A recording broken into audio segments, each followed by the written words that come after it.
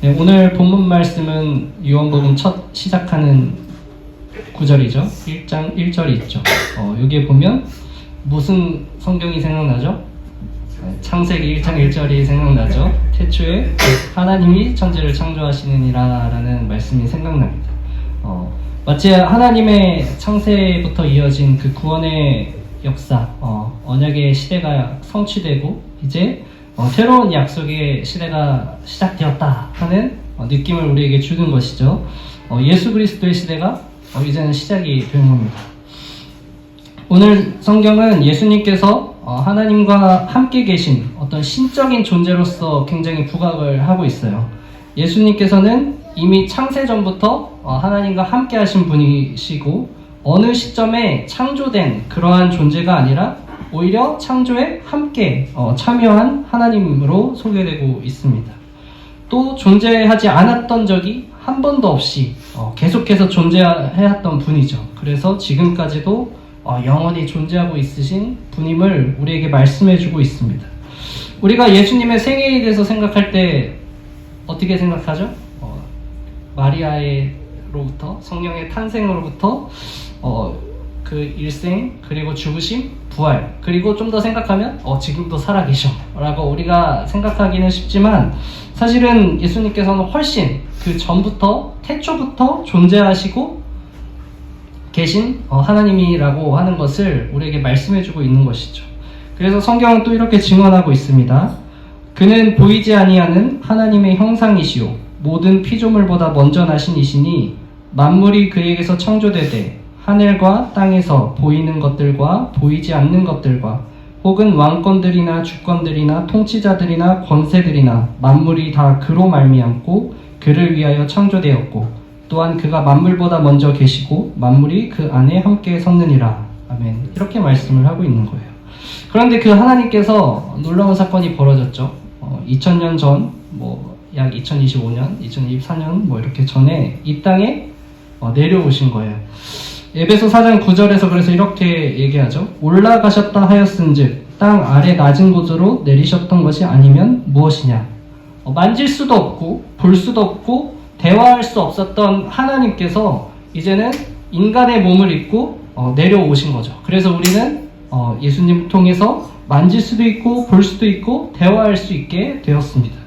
즉 이제 인간은 이 성육신하신 예수 그리스도로 말미암아 저기 멀리 있는 어딘가 우주 저편 넘어 구름이 뭉게뭉게 왕궁 안에 있는 하나님을 예배하고 경배하는 것이 아니라 지금 이 시간에도 나와 함께 하시고 동행하시는 하나님을 경배하게 된 것이죠. 이것은 단지 하나님이 우리 편이 되신다라는 것을 넘어서는 의미입니다. 우리 곁에 나란히 서 계시고요. 우리의 이야기, 우리의 감정을 함께 공유하시고 우리의 이 인생이라고 하는 여정을 함께 여행하시는 하나님이 되신 거죠. 하나님께서는 내 고난과 한 걸음 떨어져가지고 안전한 곳에서 이렇게 무관심, 난 고통스럽지 않아, 난 아프지 않아, 그건 너의 고통이고 나의 고통이 아니야, 그렇게 바라보시는 하나님이 아니신 거예요. 그리고 내 뜻대로 할 거야, 내 마음대로 할 거라고, 이건 내가 지었으니까 다 내 마음대로 할 거야, 너는 내 마음에 안중에도 없어, 이런 하나님이 아니시라고 하는 것을 이 예수 그리스도 사건을 통해서, 성육신 사건을 통해서 말씀해주고 있는 것입니다. 예수님께서는 인간의 모습으로 우리의 이 세계에 들어오셔서 세상의 고통과 슬픔을 같이 공유하시기로 선택하셨습니다. 왜? 그만큼 우리를 사랑하시기 때문에. 유명한 포도나무의 말씀이 있죠. 내 안에 거하라, 나도 너희 안에 거하리라.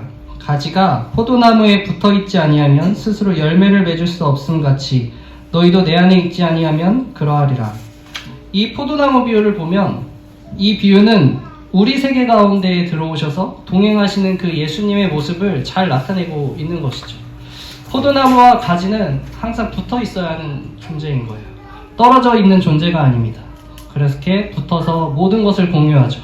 그리고 그 나무는 가지의 부족함을 채우고요, 아픔을 회복시키고요, 또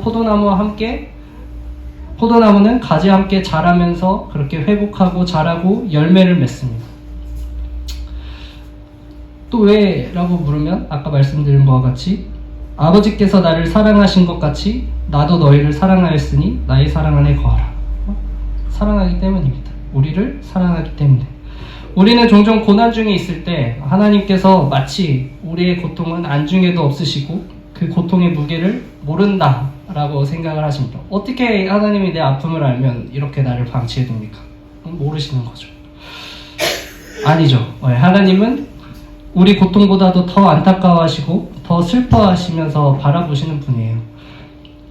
여러분, 부모가 자식의 고통에 무관심한 것 같나요?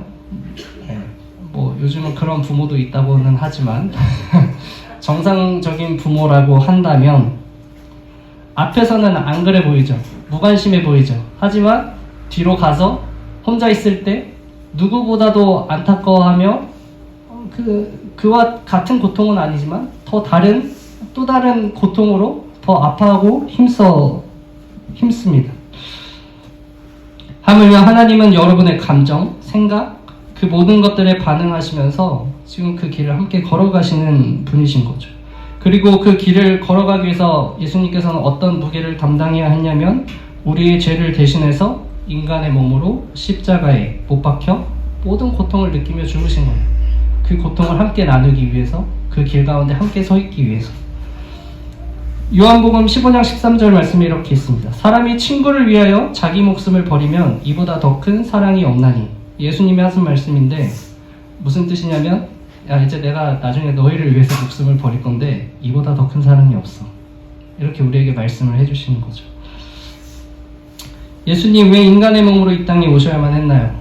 그것은 사랑하는 너와 모든 것을 함께하기 위해서 이 땅에 왔단다. 그렇게 말씀하시는 거죠.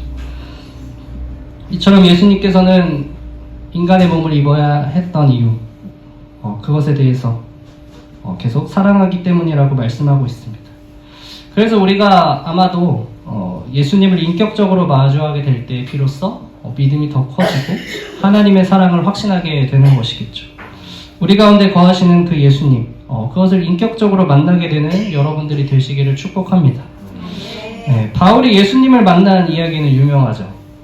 다메섹 도상에서 갑자기 하늘에서 천둥과 같은 막 빛이 탁 비치고 땅이 엎드려졌더니 천둥 같은 소리가 있었는데 그것이 바울아 네가 나를 왜 박해하느냐 막 이렇게 얘기하면서 막 대화를 주고받아요. 하지만 예수님을 인격적으로 만난다고 하는 것은 이런 바울과 같은 기적적인 만남만이 있는 것은 아니죠.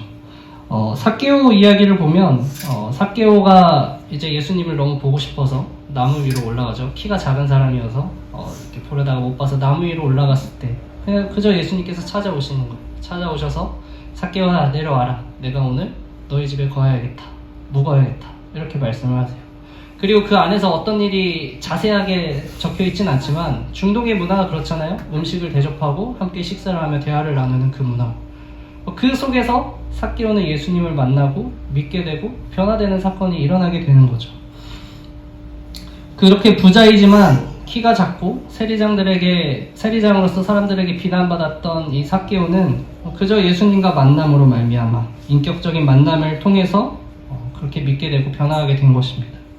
이처럼 인격적인 만남이라는 것은 꼭 거창하고 대단한 사건이 아닙니다. 내가 예수님이 믿어지고 예수님의 감정이 느껴지고 예수님의 뜻을 알게 되는 모든 사건이 사실은 예수님과의 인격적인 교제를 통해서 이루어지고 있는 거죠. 이미 우리는 인격적인 교제를 하고 있는 거예요. 꼭 수련회에 가서 막 기도회에 가서 눈물을 흘리고 감정이 막 격정적으로 되면서 막 주여 해야만 그게 인격적인 교제가 아닙니다. 우리의 삶 속에서 이미 우리는 예수님과 충분히 인격적인 교제를 나눌 수 있습니다.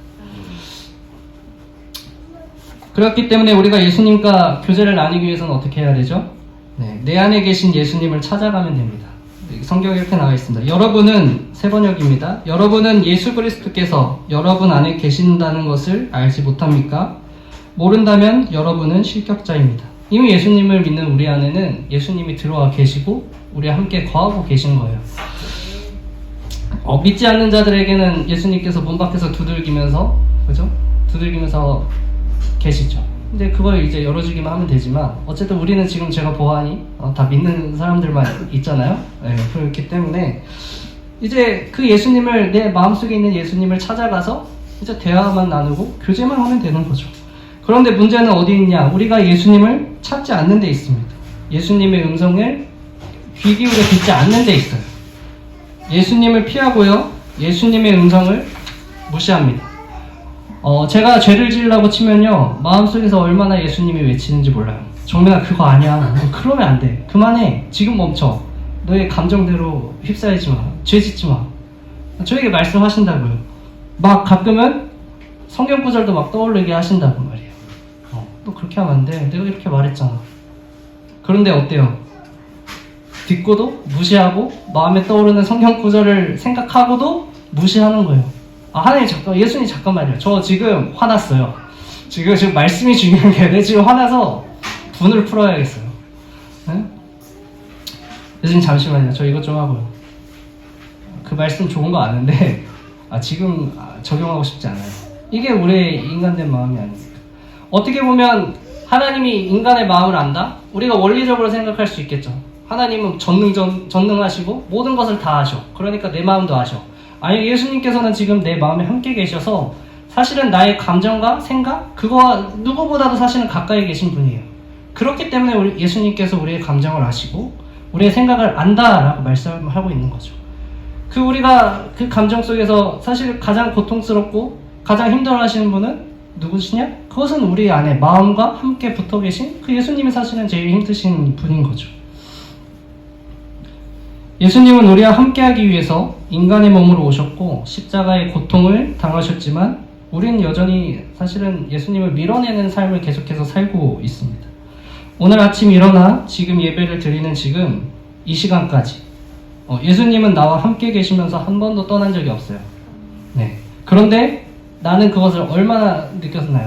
지금 이 오는 순간까지 얼마나 느끼며 예수님을 존중해 주셨나요? 예수님께서 이렇게 말씀하십니다. 나더러 주여 주여 하는 자마다 다 천국에 들어갈 것이 아니오 다만 하늘에 계신 내 아버지의 뜻대로 행하는 자라야 들어가리라.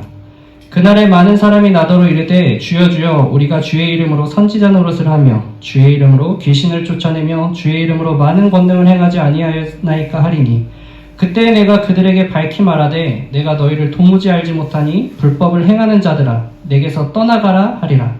여러분, 우리가 주여 주여 하면서 살아가는 게 중요한 게 아니에요. 내 아버지의 뜻대로 행하는 자라야 들어갈지니라. 네, 예수님과 동행하는 자는 자연스럽게 아버지의 뜻대로 합니다. 동행하지 않기 때문에 그렇죠. 그때 내가 그들에게 밝히 말하되 내가 너희를 도무지 알지 못하니 불법을 행하는 자들아 내게서 떠나가라. 내가 너희를 도무지 알지 못한다.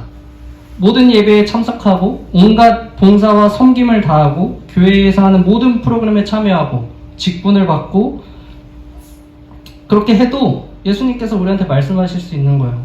나는 너 모르는데? 네.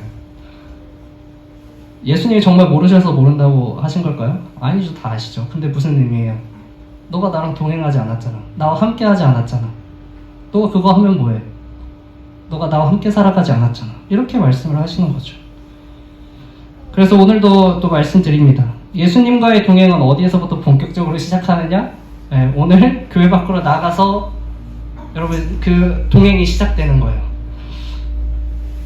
많은 유혹도 찾아올 거고요. 시험도 올 거고요. 네, 어떤 많은 선택의 상황들이 찾아올 겁니다. 그런데 그 속에서 예수님을 놔두고 홀로 걸어가는 것이 아니라 예수님과 손잡고 대화하며 함께 걸어가시기를 축복합니다. 솔로몬이 이렇게 고백을 했습니다. 성전을 짓고 하나님께 기도하면서 하나님 참으로 땅에 거하시리이까 하늘과 하늘이라도 주를 용납하지 못하겠거든 하물며 내가 건축한 이 성전이오리까. 이렇게 감동스럽게 고백을 해요. 우리는 이것을 인용해서 좀 고백을 할 수 있을 것 같아요.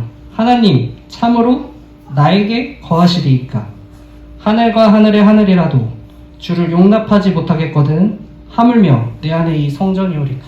우리가 이렇게 고백을 할 수 있는 거예요. 여러분, 이것은 은혜입니다. 다른 게 은혜가 아니에요. 이것도 은혜예요. 여러분, 내가 잘나서 내 안에 계시다고 하시는다는 거 아니잖아요. 내가 뭔가 특출나서 내 안에 계시겠다고 하시는 거 아닙니다. 그죠? 나를 사랑하기 때문에 내가 너 안에 거하겠다. 이렇게 말씀을 하시는 거예요. 아픔과 어려움 가운데 너를 결코 홀로 두지 않겠다 이렇게 말씀을 하시는 거죠. 나와 함께 하시기 위해서 인간의 몸을 입고 오신 그 예수 그리스도와 함께 살아가는 그 은혜를 누리는 우리 새소망교회가 됩시다. 아멘. 기도하겠습니다.